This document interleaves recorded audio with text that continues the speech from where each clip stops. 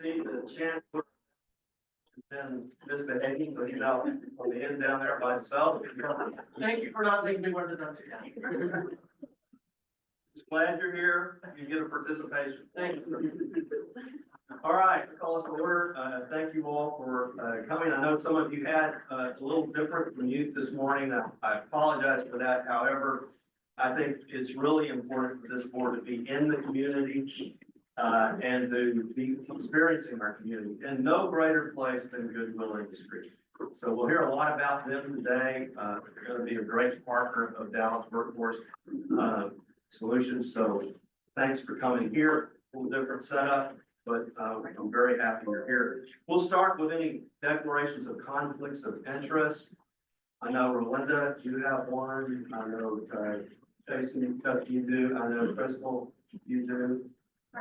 Rebecca, of course, Rebecca. There you are. Okay. And Bill O'Dwyer has now entered the room. You can keep your seats. All right, and then next on the agenda, we have a public comment by Tara Nunn from Equus. So, Tara, tear it up.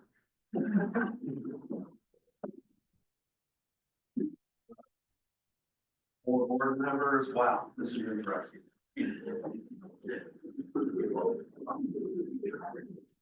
Good morning, happy new year, all that great stuff. Looking forward to a 2025 filled with the workforce centers continuing to impact the lives of the community. So I'm gonna take a quick moment to introduce you all to our new director over youth and disability services, Mr. Devondre Adams.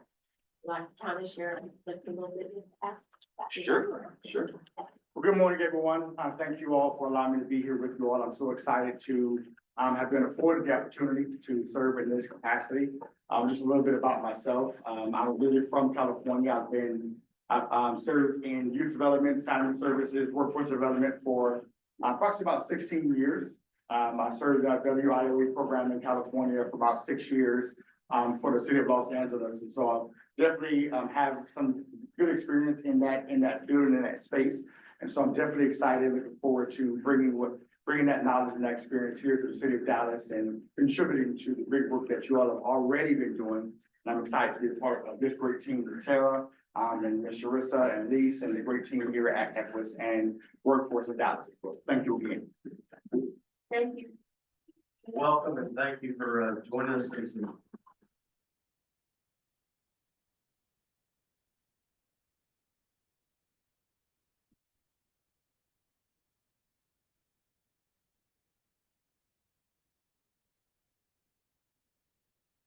Okay, well, I think now would be a good time to introduce some of our new board members. As you know, the end of the year, we had some changes in our board. And Carolyn Dent from the Omni Hotel is here. If you don't mind, just tell us a little bit about yourself, maybe the last year. Oh, just that, yeah, because I have a long story in Yeah. this. Thank you very much. I'm very excited to be part of this organization. I've actually been in the Dallas community since 2001. I have been at Omni downtown Dallas since we opened in 2011. We actually have about 850 associates at our location just downtown. And everyone else, as you know, that the workforce is very important to us, and especially with the upcoming convention center master plan development. But I've been in the hotel business for almost 40 years. Love it. Love helping people, and I love making sure that people get to where they want to go on their career path. So I am very anxious to see how I can contribute to this organization and make sure that we can keep the workforce going. Thank you, Carolyn. As we talked to Carolyn, to have a large employer like the Omni Hotel in Dallas on our board is an honor. And we told her that she should test us and let us know how we're doing.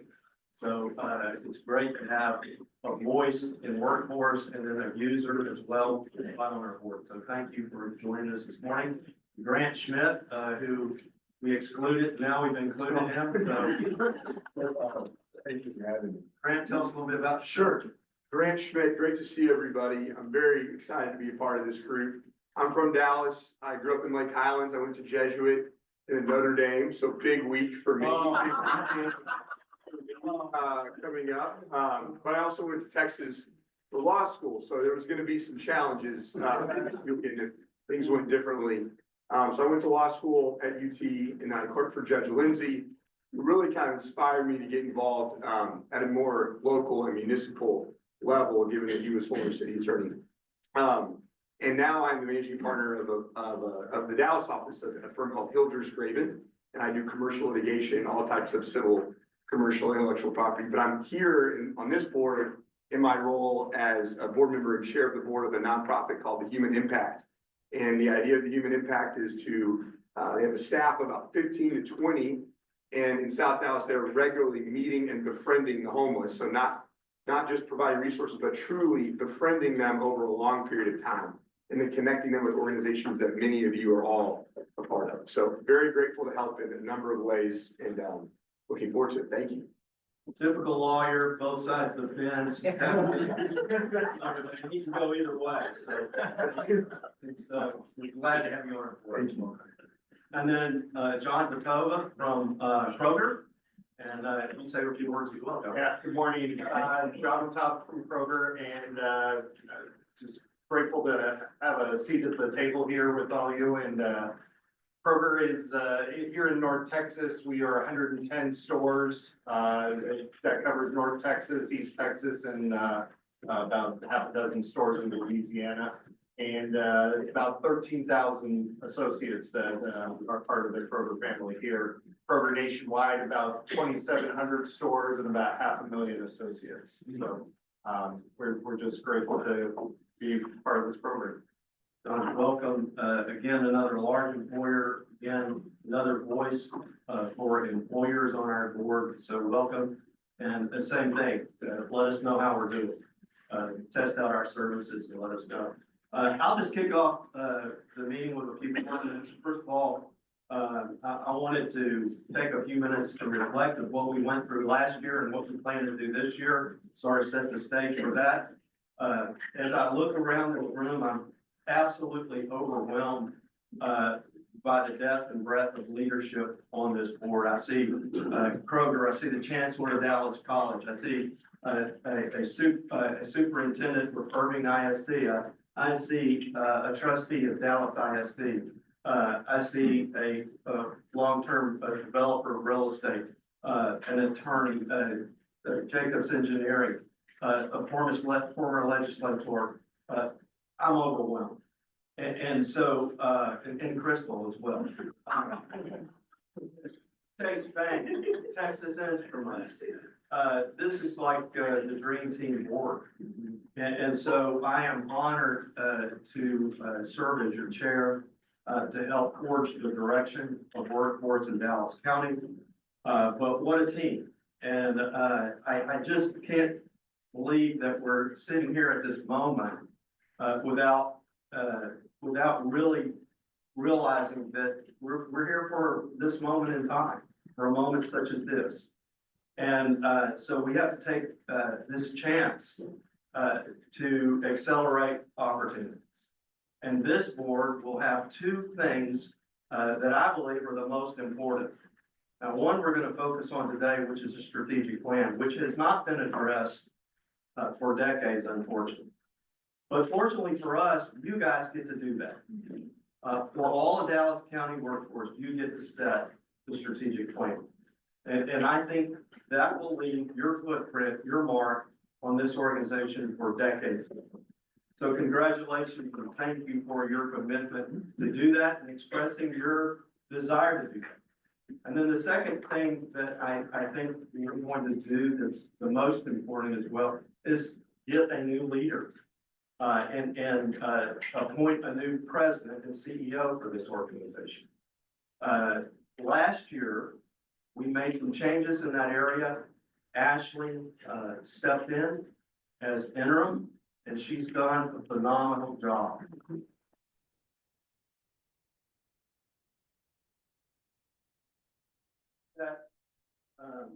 When we went through that change, I'll just share a little personal story. When we went through the change, the judge looked at me, Judge Jenkins looked at me and says, "Carter, don't screw this up."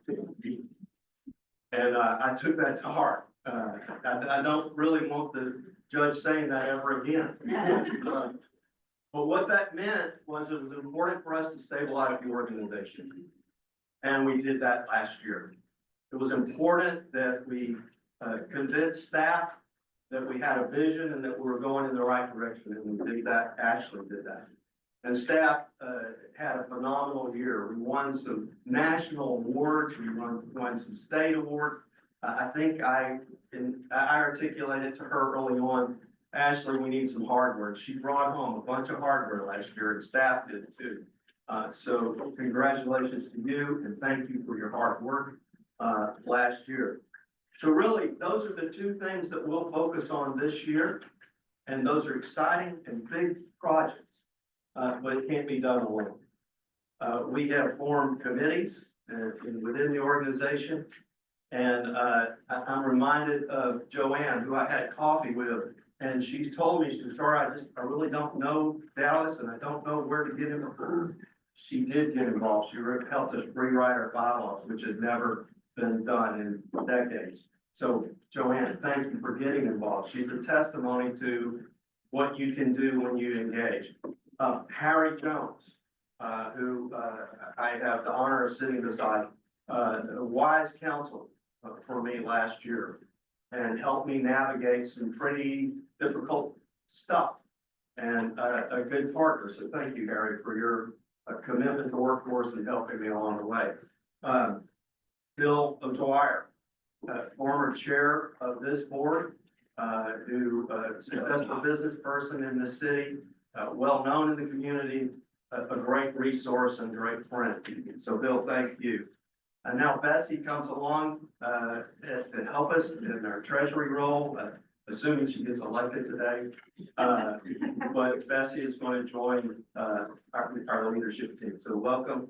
Thank you for your commitment for these results. So with that, I'll close my comments just generally as a big thank you for all of you being here. It's important that you be engaged. You are engaged, and I want to thank you all for that. So we'll move along in our agenda now. We will go to the consent agenda. So can we walk us through that, Ashley? So the consent agenda begins on page 12 of your board packet with the minutes from October and and then we have page 16 where we move on to items where we have no local flexibility. These are all policies enforced by TWC, and as always, you can click the hyperlinks when you receive this board packet in advance.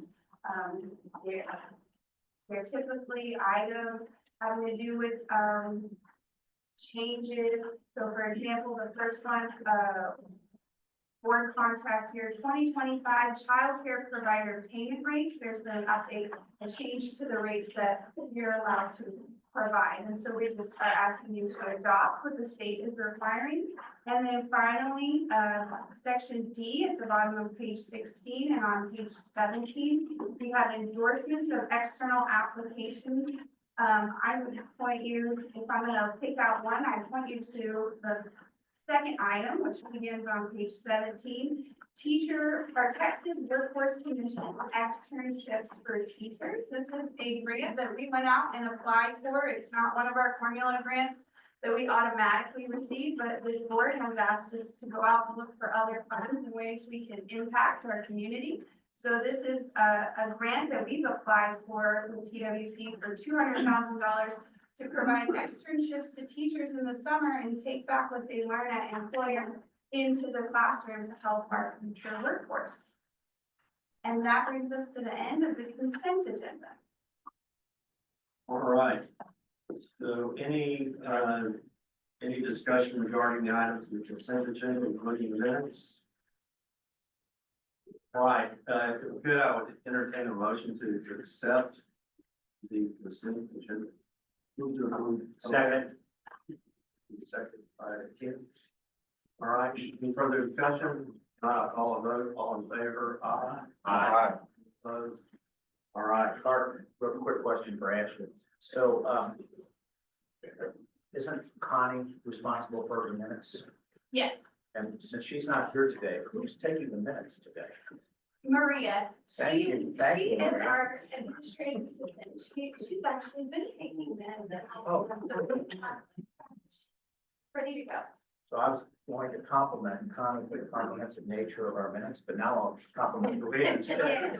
So, thank you very much. You know, Ken, you worried me there for just a minute. I was at a board meeting, and you know how you always approve the minutes, right? And so, you know, can I have a motion and a second? And suddenly someone spoke up and said, I object to the minutes. Like, how do you object? And he said, this person said, well, there was an item that we voted on, and, the minutes do not reflect that I second the motion. And the president of the organization, well, what amendment? He goes, I don't remember. He just wanted his name in the paper, so can't be worried with there, but That's exactly what I was hoping. please let the minutes reflect the Ken Malcolm who was here again. I will comment that we did catch one time that we misspelled Joanne Caruso's name one time in the minutes, so, thank you. That was where Maria started. All right. Well, we are through the approval of the consent agenda. We got a couple of action items. Can you walk us through that, Ash? Well, I'm gonna turn things over to Dimitri to talk about childcare. We have 3 action items. Can everyone hear me? You're gonna have to Speak it up. scream. You can come up here. Is it? There's no mic. Maybe a little bit. I think they speak loud enough. Maybe not. Dimitri was the kid in class that is on the play. So I want you to get hard for a minute. The cheerleader, so I should be able to. Oh, No, Dimitri, not left, right? me, okay.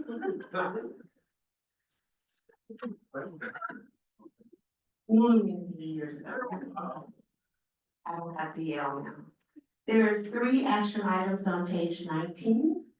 Good morning, I'm Demetria Robinson. For those that don't know me, I am the Executive Vice President for Workforce Solutions, Greater Dallas. The 3 action items I have today, 2 are for Child Care Group and 1 is for Equus. Child Care Group administers our child care services, including quality, and we have 2 different contracts with them, so there is action for each of their contracts. The first one on page 17 is additional money, is $6 million, but this is the money that will fund our providers in advance. We're switching to a new system statewide for managing the services. And right now, we reimburse childcare providers. The system is gonna allow us to now pay the providers in advance, like a private pay parent. So this is a good thing. So the $6 million is to help us get that started. The state awarded all workforce boards their proportionate share of that amount for the number of providers we're serving at the time, with the number of kids that are enrolled. So right now, we have a little bit over 15,000 kids enrolled. So those parents will be paid 2 weeks in advance. It's 2 weeks, right? Looking at Rhonda and Sherry, okay. Okay, so we're getting ready to start that. The new system launched on Monday. As you can imagine, it's a statewide system with hundreds of thousands of kids in care that we're all experiencing at one time. So this is to help us get that started. So the action for that one is to authorize us to contract additional dollars with Child Care Group for those services with $6 million, $6,057,854 to be exact. Any questions on that one?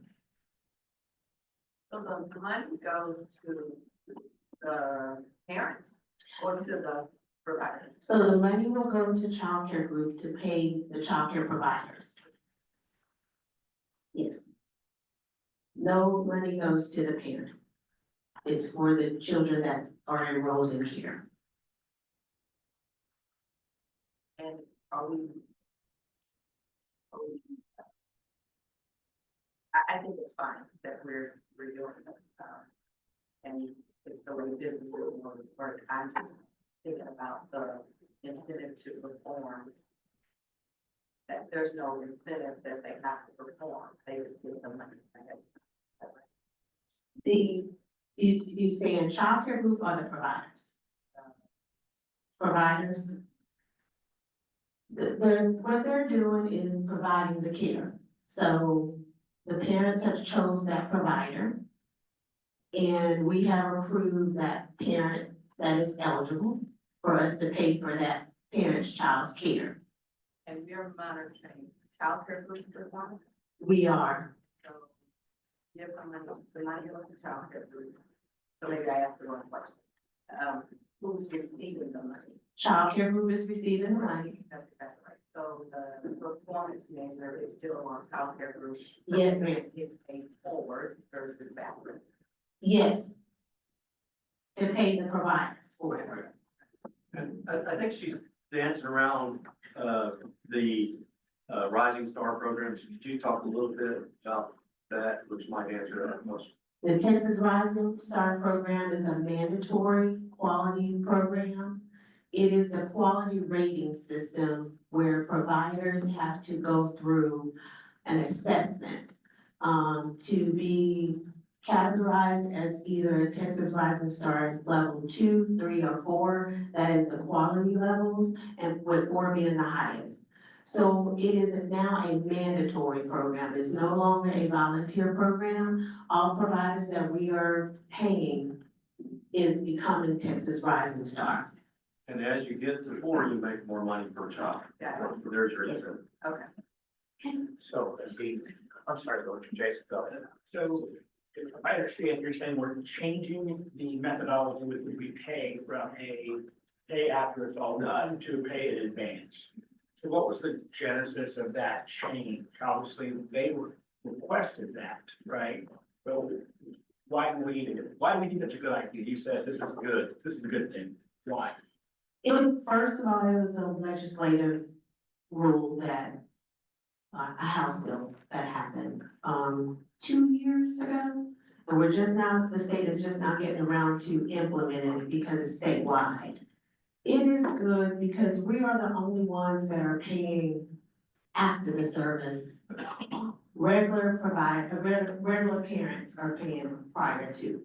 So now we're just helping the providers with getting the money in advance to help them sustain operations better. The legislation requires that we do this. It was a House bill passed for it. And the House gonna have flyers that we pay in advance. It was one of the ones that was requested in that House bill, yes, sir. Same question, same that Jason's asking. You know, I should apply to all 3 of these, but do we even have any discretion here at all, or are these all mandated by TWC and or the state? For this one, it is mandated. So it's good to know that up front. I'll let Karen speak. We don't have a choice, you're saying. Not really. So this is a really good thing that the legislature did for the childcare industry. Because if I were to go without being a part of this program, the subsidy program, and I went to a childcare center, many of you may have put your kids in childcare. You have to pay the week ahead of time before you actually receive the service. That's just the way the industry works. This program has always been backward. And it makes you do the service and then get paid based on attendance.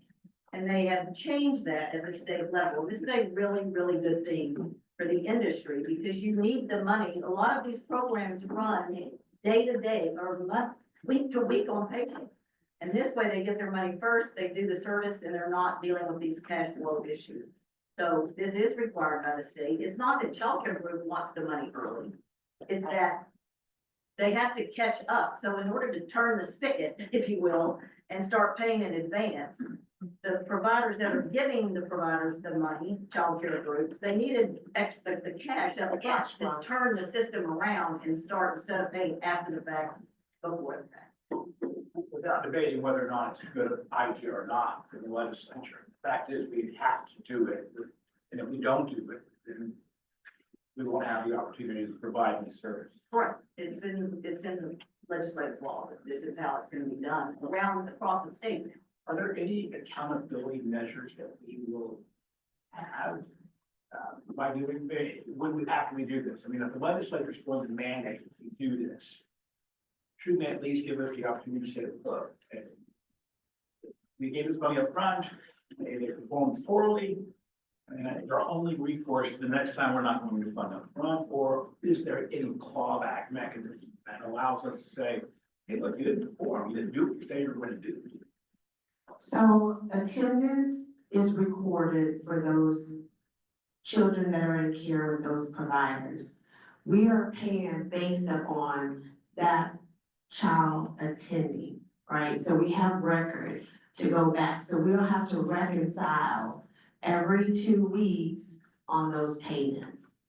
And so we'll be able to retract any funding back from that parent if necessary, the next payment we go about. And it's only 2 weeks at a time. It's only 2 weeks at a time. Huge amounts of money are given out there. It's 2 weeks at a time that's given to a provider. So I'll wrap it up. What you're hitting on, counselor, is you want to measure, you want to have measurables, right? And so I really want to defer that conversation into our strategic planning, because I think we have two enormous vendors that we need to measure, and the state measures them, but we as a board can measure as well. So I think what we should be discussing as a goal, as a direction, how can we do better to provide more incentives to increase our visibility with our youth. 80% of our budget for this group is childcare. So I don't like it. It doesn't feel good to just say, vote yes, because the legislature required that. But I also don't like the decision of, well, we're not gonna do what the legislature said, right? So this is really kind of a gravity issue, but I think we'll go into our strategic planning and we will discuss implementing measures. Is that okay with you? Okay, all right.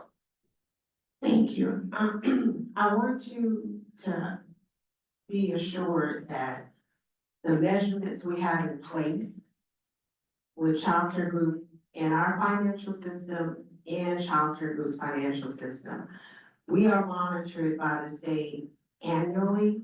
We have an external monitor that monitors throughout the year with these processes to make sure that we don't incur any disallowed costs. So the measures are in place for us to monitor these activities. Just want to make sure. Okay, so the second one is another opportunity. This is childcare group's childcare quality contract. Quality, we're talking about the Texas Rising Star providers that are serving our children that are in care. Well, childcare group is working with over 600 childcare centers throughout Dallas County, where the 15,000+ kids are located that we're funding. This activity allows us to enhance the skill sets for childcare providers and their staff, so they can meet the quality expectations. So this one activity is one that we're funding with the additional dollars that the state put in place that allows us to do wage subsidies, wage supplements. And that is helping the teachers in the centers increase their skill sets through going through apprenticeships or training, getting their associates, any of those early childhood development training opportunities. Well, this one is partnering with childcare group is getting the funding and partnering with Dallas College to offer some Dallas apprenticeship opportunities in their early childhood program. So this is $1,819,363 for us to do that. What we're doing is paying the individuals a stipend as they, it's an earn and learn model, as they learn different skill sets to, have better care and quality in those centers. Which is one of the largest challenges, Karen, in childcare providers is finding qualified Absolutely. people at very low salaries.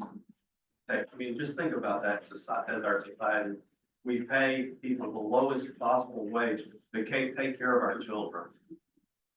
Doesn't make sense. Me and you on this one, where is the money coming from, where is it going to, what changed, and what happens if you don't say, if you don't approve it? So this one, you have some flexibility. The money is coming from the state. We did a childcare quality expenditure plan that was submitted to the state.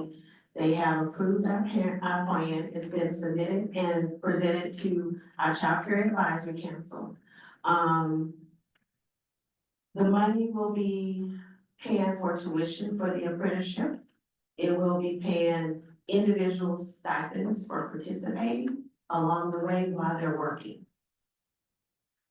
The first one, if we don't do it, route of compliance, this one, we can approve or not approve it. You do have flexibility on this. And but if we don't approve this, do we still have access to the $1.8 million? We have access to the $1.8 million that has to be spent by October 31st. On something related to this for you. On anything related to childcare quality activities, and we have allowable activities that the state has outlined for us. Will be 1.8 million served, how many individuals? So we have not, we have a projection of, at least 100 individuals, we hope. And if it does not materialize for that amount, we will bring that back to the board. And that's what supplements included.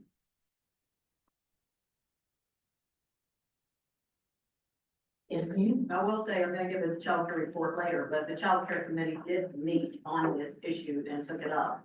And the child care committee approved this, use of this month. Yes, ma'am. Well, that's good to know. Thank you. We're kind of out of order. We didn't get the child care report first. All right, anything else? That's it on that one. Any other questions? Last one. Okay, Edwards Workforce Solutions, this is their youth services contract. Now, these three populations that were, that's making up the 831,998 is specific to three different activities within youth services. So we're serving individuals between 16 and 24, because we have some that have different abilities on this one. The student hire ability navigator, there are two staff that are required for us to have within our workforce centers, working with individuals with different abilities. In addition to that, the Summer Earn and Learn program, the SEAL program, also caters to that same population. And that's helping them during the summer to find jobs. Now, those two navigators help us do that. So those two pots kind of go hand in hand, but the state gives it to us in two different segments of funding. The $99,043 is the disenfranchised youth services. This is a special initiative that is catered to individuals coming out of human trafficking. So these funds are specific for specific populations within the youth services contract. Any questions on any of those? Can you remind me, I know you said this, but did we request this? Or was it just allocated to? Those were allocated dollars From TWC? from TWC on those special initiatives. And there's flexibility here as well. What if we don't approve that? Then we won't be able to provide those services to those individuals. But would you still have the $831,000 in funding? We would have to send the money back. That's also no. This is 1.8 billion. 831's that had was. I'm sorry, the 1.8, yes, I'm sorry. Oh, the 1.8 you're talking about. We're talking about the 831, yeah. We would have to send those funds back. These approvals make us have to add any employees. No, it's we already have those employees because these were services we were doing last year. We just got new money. Good question. All right, any further discussion? Then I'm gonna call for a vote on the recommendation on page 20, no, page 19, that will be approved. These items. Can I get a motion? All right, Bill, Zach? Any other further discussion? All right, all in favor, aye? Aye. Anyone opposed? Great discussion, thank you very much. All right, hang on just a second, Leslie, no, you can sit down. I, failed to, introduce our host today, which was a big, faux pas on my part. But it's an honor to be here at Goodwill, and Tim is gonna say a few words about, Goodwill, and thank you for opening your house to us. Excellent. Well,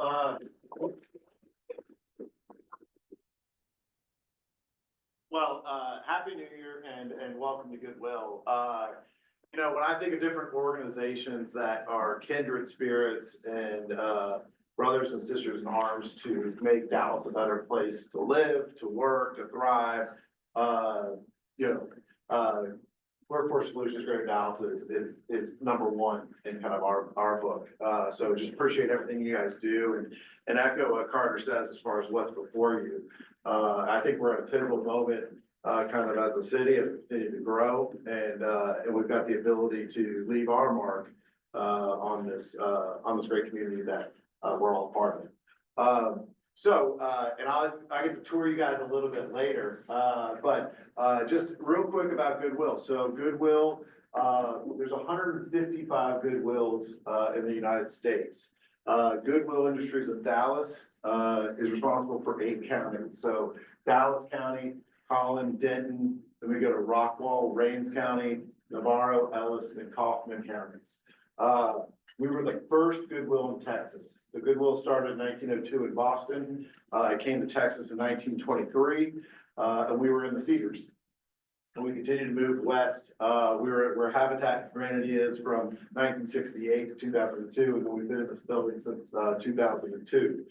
The way we express our mission today is that we want to help people who have barriers to employment first recognize and then reach their full potential. And at the end of the day, experience lives full of purpose, accomplishment, and self-sufficiency.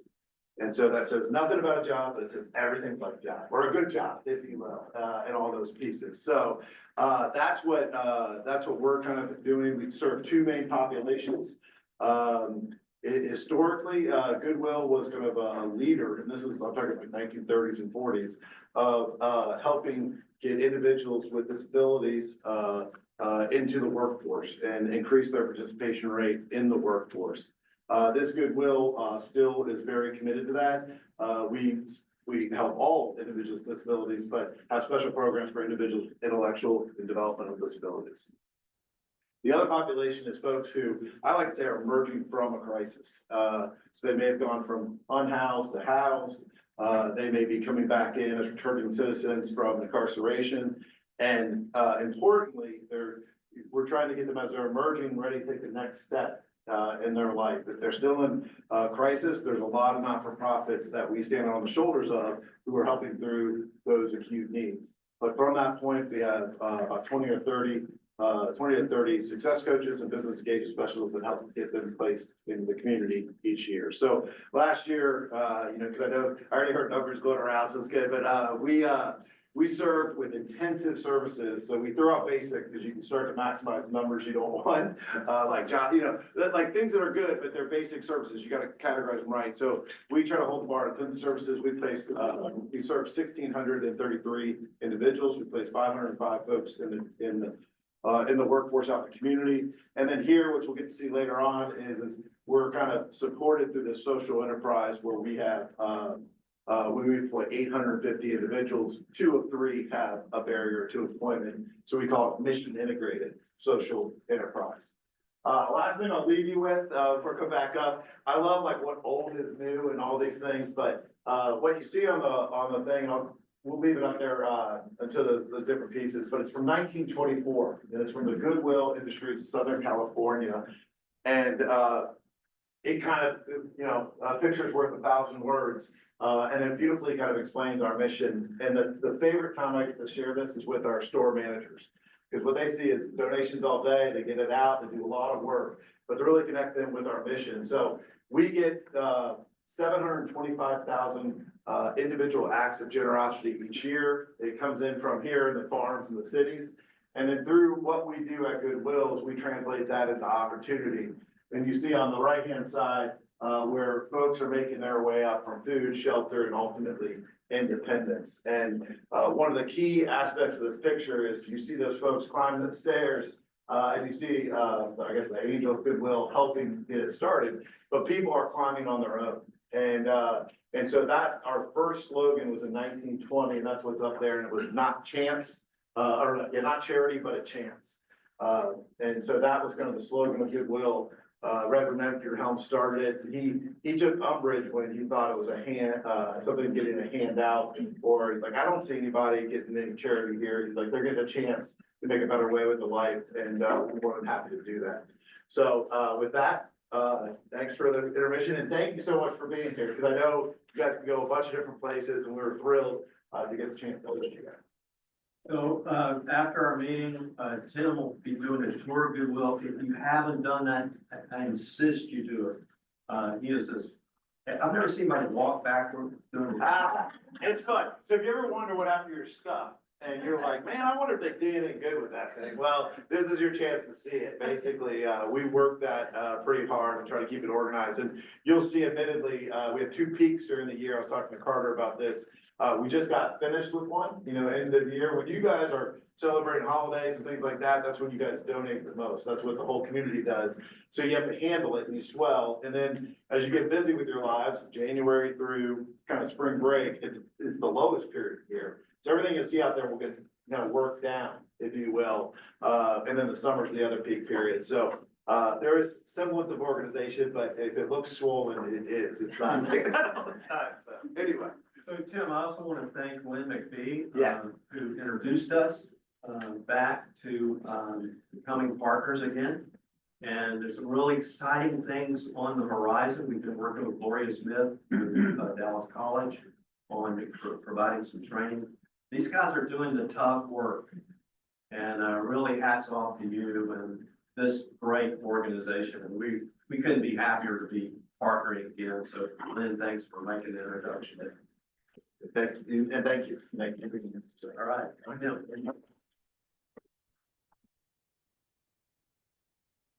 So patient over there, so it's all yours now. Thank you. Yeah, I want to say good morning to everybody. I'm Wesley Newton, I'm the procurement manager for the board.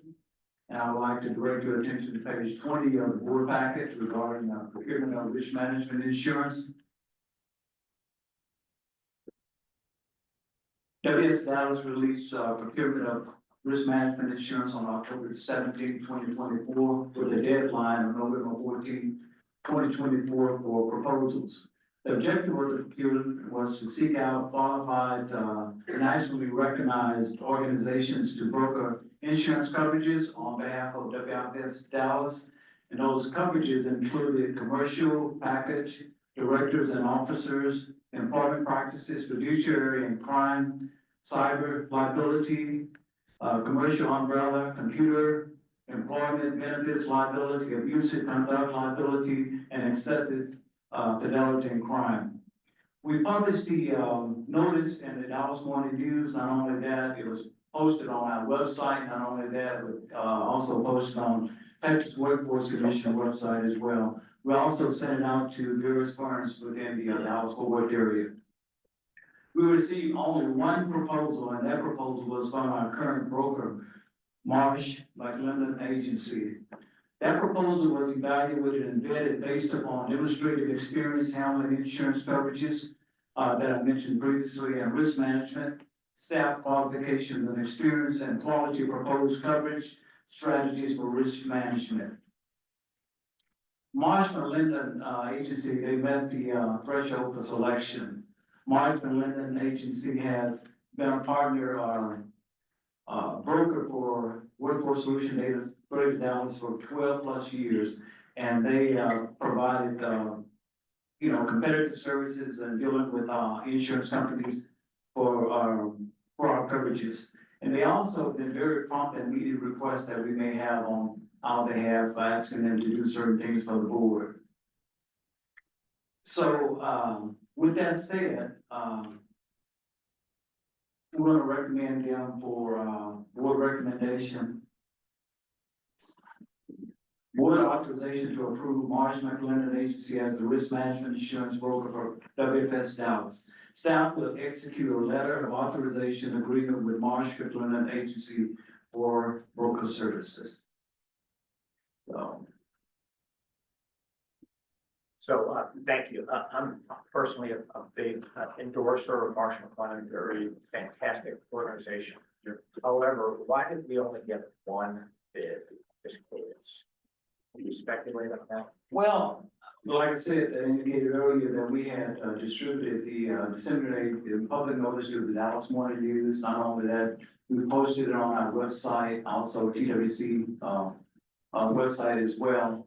And we also sent it out to several firms within the Dallas-Fort Worth area. And it's just, and we felt like we've done due diligence regarding that dissemination of the notice so that we can receive adequate responses, but it just came out, it's got one response.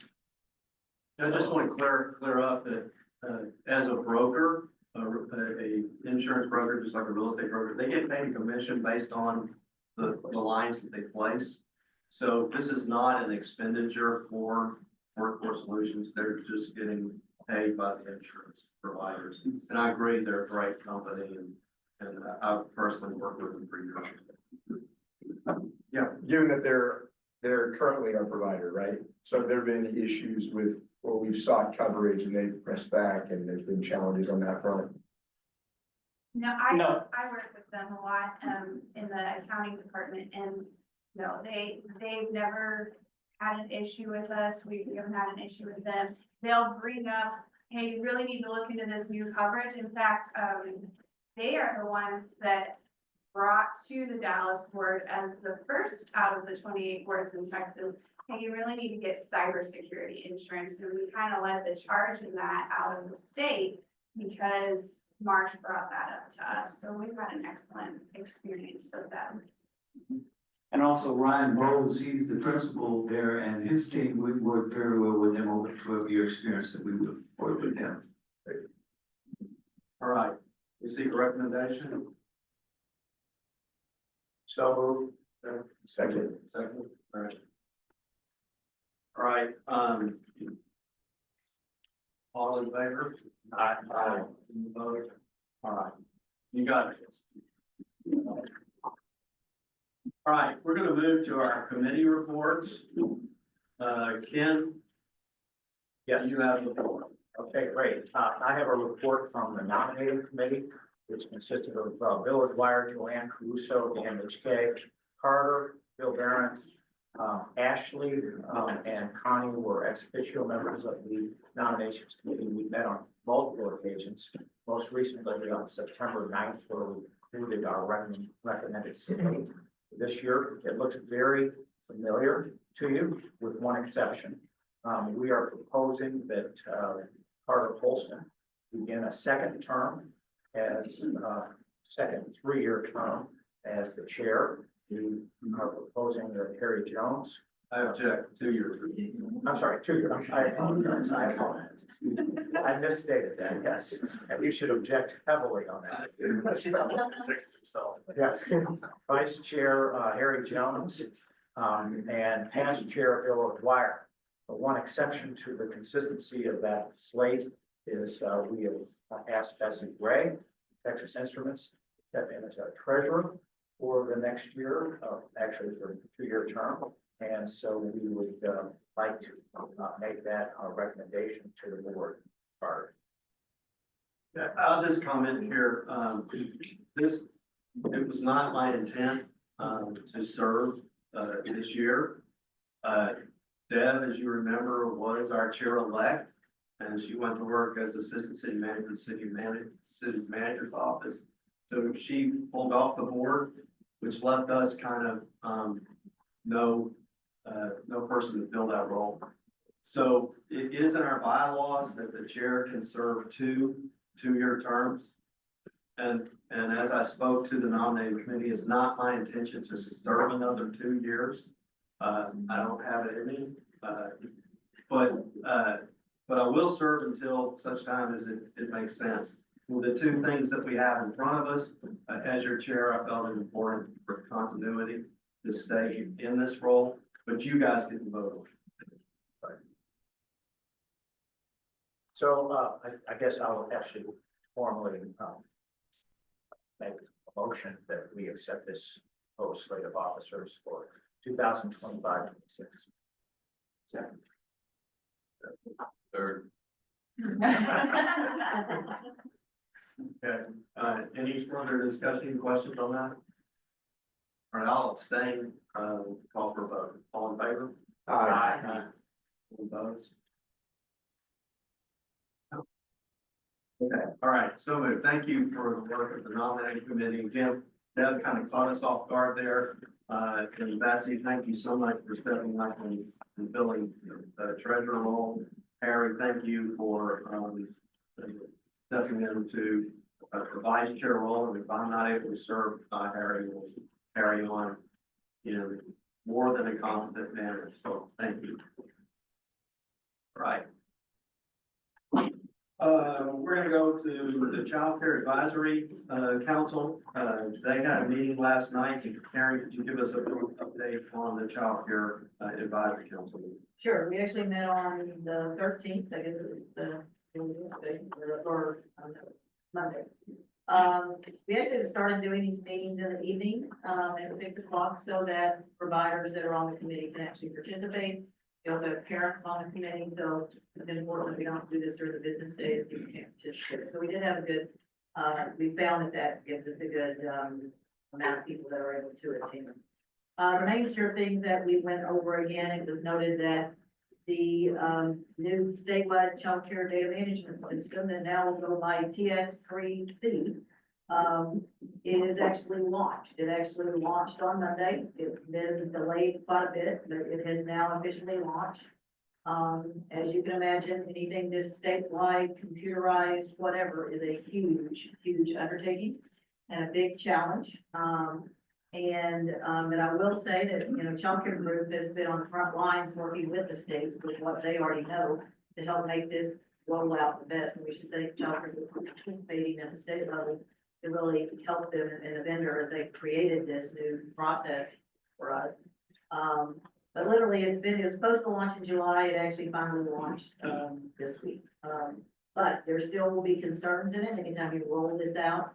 Having to have all providers understand the new system, all the families now have to go on and get a PIN number and all of this kind of stuff, and put their attendance and all of that. So that's gonna take a while. Being a provider that actually does that, it is a challenge, to get everybody on the same page with this new system. So we know that there's gonna be some, glitches along the way, but we feel certain that Child Care Group will lead us, at Dallas to make sure that this is gonna happen. The other thing that has happened with this new rollout is that before every group had their own application for childcare services, there's now one application for the state.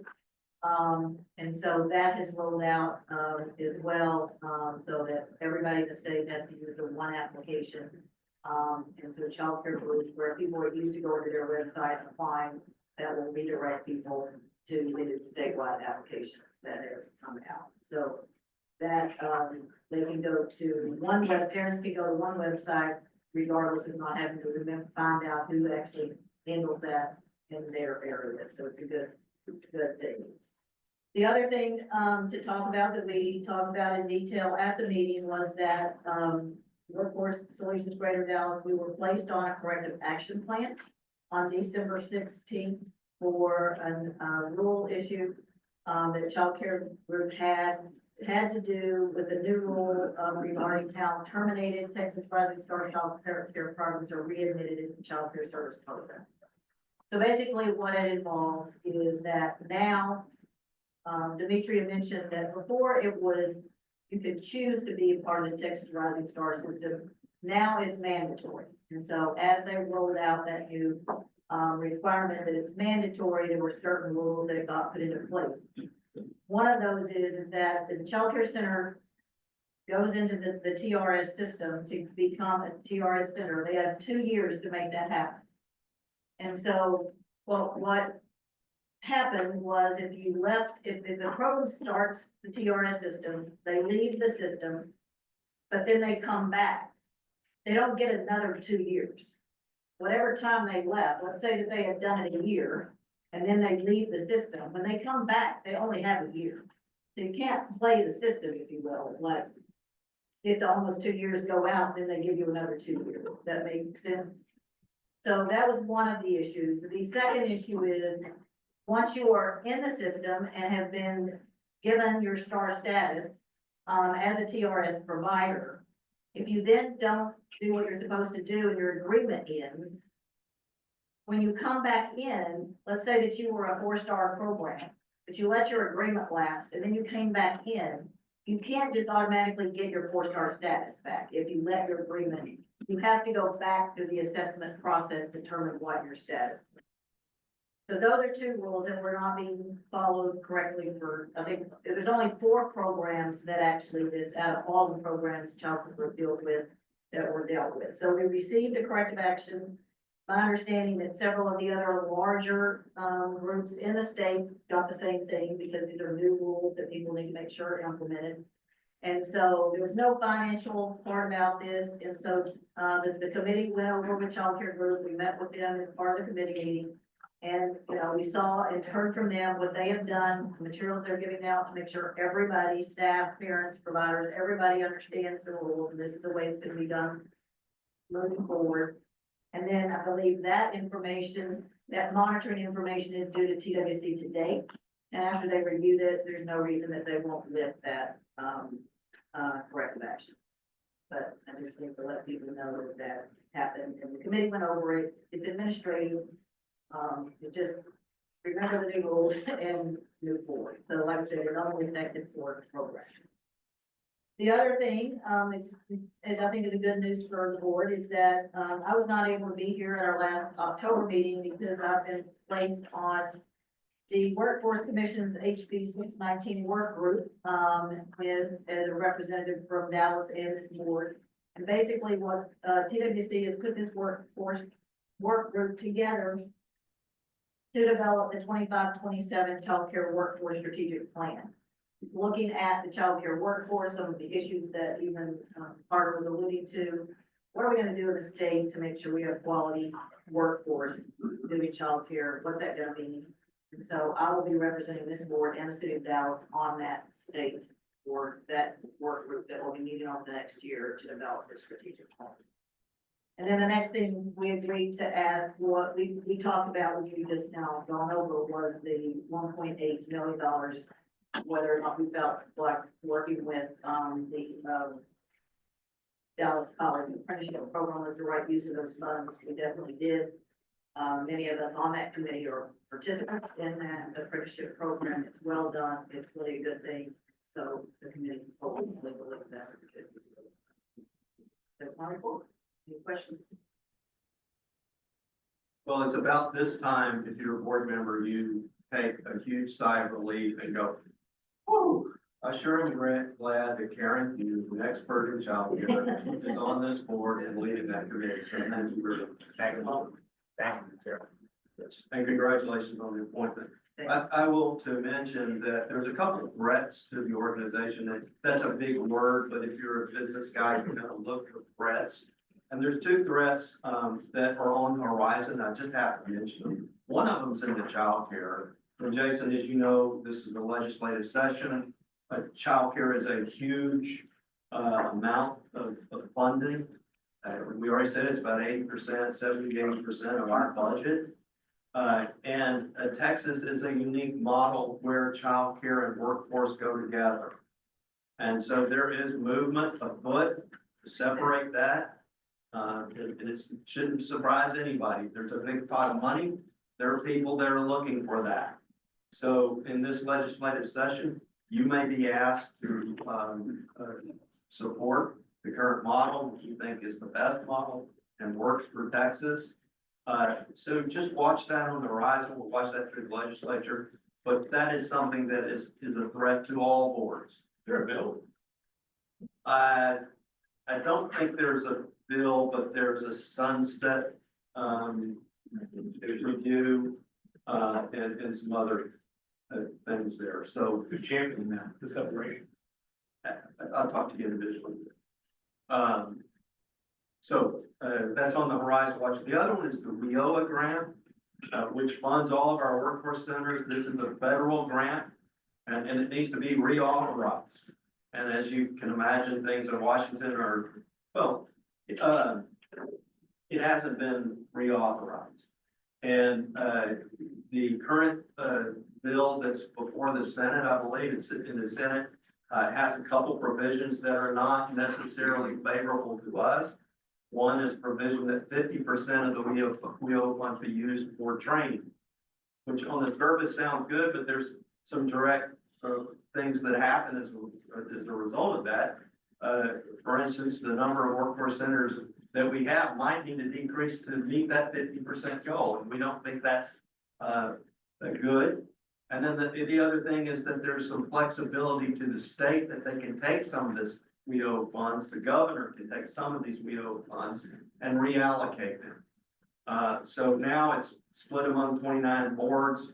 But we get our share and we do a lion's share of the work in Dallas County. So any threat to our funding, we should discuss. So those are just two things on the horizon. I'm not a legislative guy.